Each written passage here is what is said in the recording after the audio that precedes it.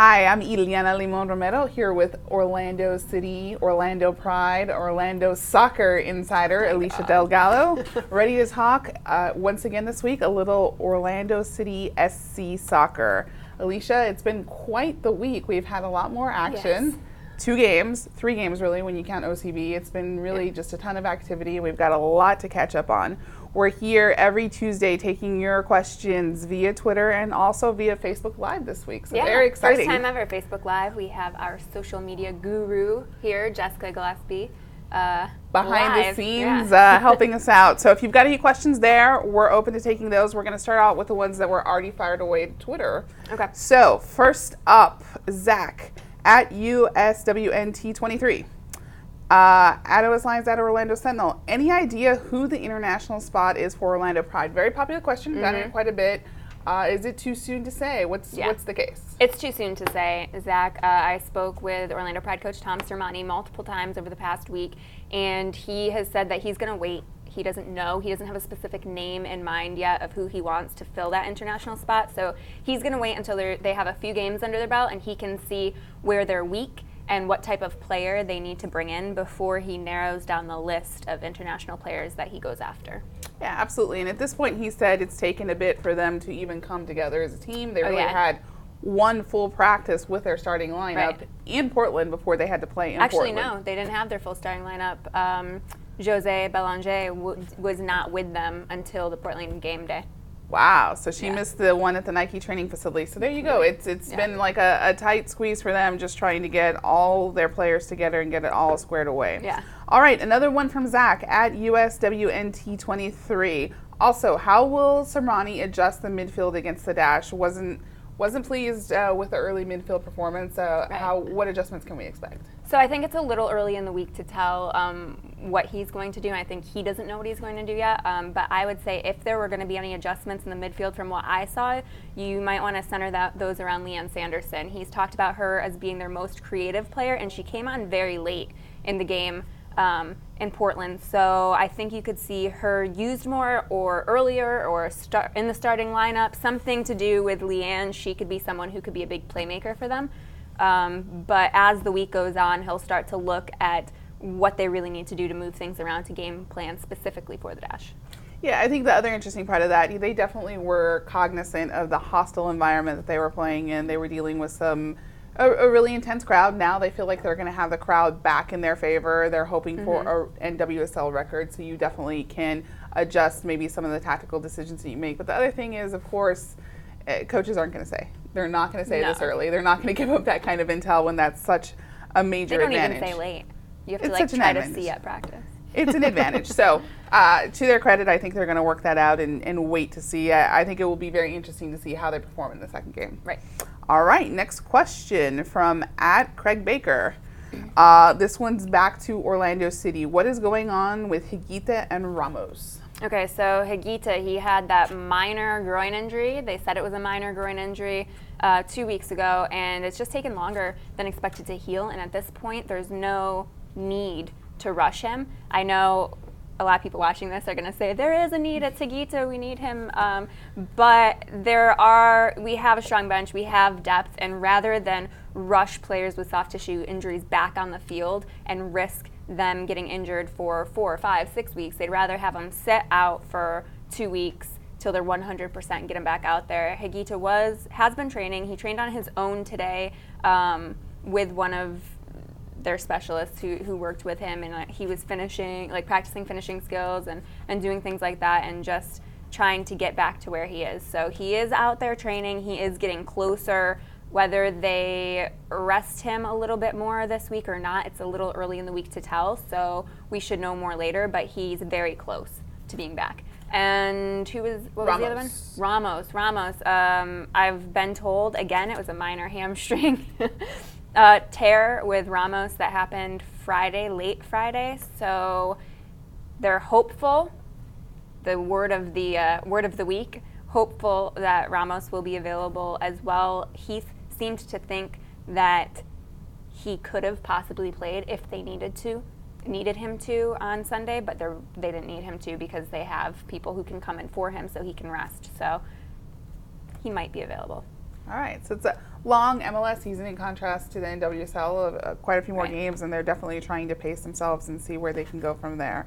A lot of injuries to deal with, though, keeping them pretty busy. There has been, quite a few. Okay, so another popular issue this week, the end of this most recent game involving just major calls. Really the last two games for Orlando City involving MLS referees. So from @ChristianSFOak, do you think there is an issue with MLS referees? Am I allowed to give my opinion? Somewhat, yeah. I think it's within reason. At this point, I don't think there's anyone who doesn't think there's an issue with MLS referees. The two calls, the head of Pro said today, we blew those calls. There's an issue. Even he wants to talk about instant replay because these issues are happening more and more, game-deciding calls that are wrong. And the big issue Adrian Heath had with the last call wasn't just that it wasn't a handball on Servando. It was that the ref was 5 feet away and he was clearly in the box. And that's what the ref was trying to decide between, whether he was in the box or out of the box. And Heath was like, you're 5 feet away. He's clearly in the box. If you can't see that, that's an issue. So, there's a lot of people have issues. A lot of people have different suggestions on how to fix it. Bringing veteran refs over from Europe, implementing instant replay, additional training for pro refs. There's a lot of ideas being thrown around, but I think clearly an issue. The interesting thing is that the official who called the most controversial plays at the end of the most recent Orlando City game was in the mix for the referee of the year last year because he was among the better ones. So you can see there are some challenges. I definitely think that training is going to be coming along, and the push for instant replay is serious. So we'll see how that progresses. All right, we are still on Facebook Live, so just a reminder, if you have any questions, you can definitely send them our way. We will be answering them live in addition to all of these Twitter questions. Up next, again, @ChristianSFOak. Also, 2 games in a row, we've dropped points at the end of games from set pieces. Unlucky or a lack of concentration? I don't know if they were really set pieces, but let's look. Philadelphia is what we're talking about, and then again, this most recent game. So what are your thoughts from there? Philadelphia, 100% lack of concentration at the end of the game. A mix of lack of concentration and focus and just being exhausted at the end of the game. And I think you'll see that a lot with a lot of teams where mistakes will come at the end of the game when teams are tired and it's been a tough game.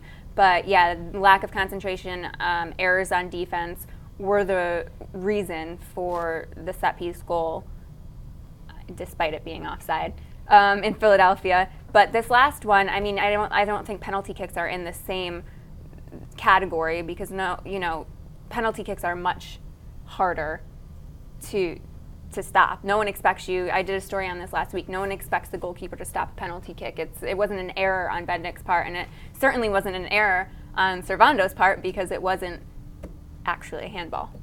So Philadelphia, yes. This last game, no. All right. Okay, next up, from @Alair Center, it's Eric Cintron. That's probably a little easier. What do you think we can do about the lack of defense, the pride show at the end when they gave up a goal? I thought the defense, surprisingly, was the strongest part of the pride for a lot of the game. So I don't think there's much that they have to do there. I think it's going to come more with the more that they play with each other and the more they get comfortable with each other and the more that the team grows together. I think you'll see that strengthen a bit more, but especially Alloway and Catley, I thought looked phenomenal. I don't think it's a huge issue that they need to focus on. Yeah, I think you could see them getting maybe a little out of position and trying to develop some strength on runs, and once they were starting to really attack and start to make some positive moves toward the end of the game, that's when you start to get out of defensive position a little bit more. But I think they faced some major challenges. It was a hostile environment to go into, and I think it's a little early to evaluate or to really assess. It will be very interesting to see what we see after their next game on Saturday. And also, the Australian players they weren't there the whole preseason. They got there late because they didn't come over from Australia until 2 weeks into the preseason. So that the more that the more that they get fit and the more that they come together, it'll get better. All right. Our next question from our favorite Twitter follower, Meards Beards. Thank you so much for all the questions, first and foremost. With Kaká looking good at left wing, do we turn to that and put Baptista or Molino in the middle with either Molino or Winter at right? I spoke with Adrian today a little bit about possibly playing Baptista and Larin at the same time. First, I believe Larin will be starting. So, but I think for now, Julio is still getting fit. I think you'll see Kaká, Molino, Winter again. I don't see that changing if everyone is healthy. So I think Larin, Kaká, Winter, Molino for now will stay that way. Yeah, I can totally see that. I think that makes sense. They're trying to recapture the magic of a really tremendous performance against Portland. They keep saying they're holding on to that one. We need to bring that. They said they need to channel the Portland game in the last one, and then Kaká said it again after the New England game. Going in against the Red Bulls, we really need to perform like we did in Portland. So yeah, absolutely. I don't think it's going to warrant a change if everyone's healthy yet. Right. There's no reason to move away from it at this point if that's the case. Right. All right, another one from Meards Beards. Assuming Larin starts, which we think he will, how do we put the midfield together? What's the midfield you envision? Like I just said, I envision Larin up top. I envision Molino, Kaká, Winter, Higuita if he's healthy, Serin. If Higuita's not healthy, no Torino. All right, makes a lot of sense. Well, that wraps up the Twitter questions that we've had rolling in. Wait, I think I retweeted one more while we were out here. One more. I didn't get to read it, though, so I don't know if it's any good. All right, from @Holdenberry.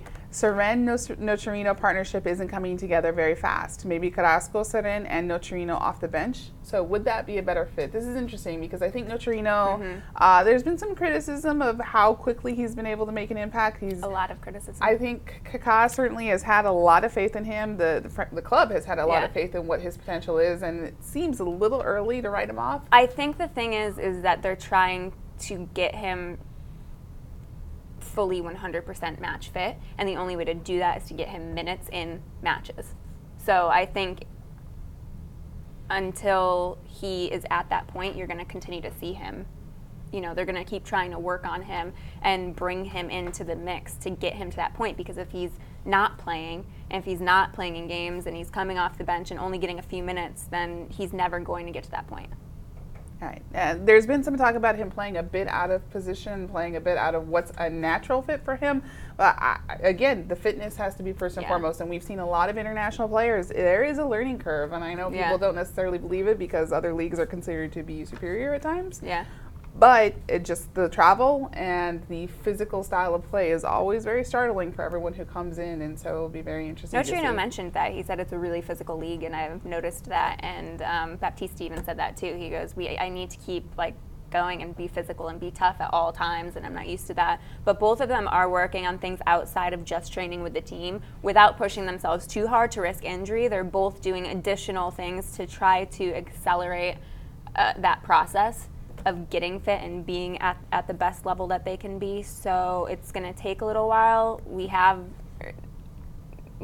seen them small improvements already, so I think it'll continue to go that way. And there are the people there to back them up if the Lions need them. All right. It seems like the theme for this week definitely is we need some more time to get to know these teams, to get to know these players, give them an opportunity to perform in games and see how they look. What are you looking forward to seeing most this week? Is there anything that stands out that you want to see from either the Pride or Orlando City, just to see them play, I guess, at this point? Yeah, I definitely want to see how the Pride do in front of the home crowd. I'm excited to see that. I'm excited to see how many fans come out and support the Pride. I think it's a big milestone for the city, and it'll be good. And I'm interested to see if everyone on Orlando City can get healthy this week without any new injuries. I'm sure everyone would be interested in seeing them getting healthy without any new injuries. All right, I think that is going to be a wrap for us. We look forward to answering all your questions, all methods of social media. If you want to join us through Facebook Live, send us your questions immediately after the Pride game, after the Orlando City game. We're open for business at OS Lions is the place to tweet.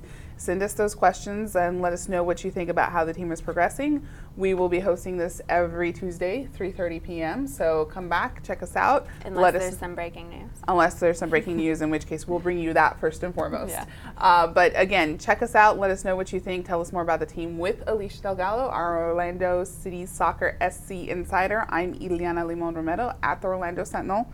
Thanks for joining us. See you later.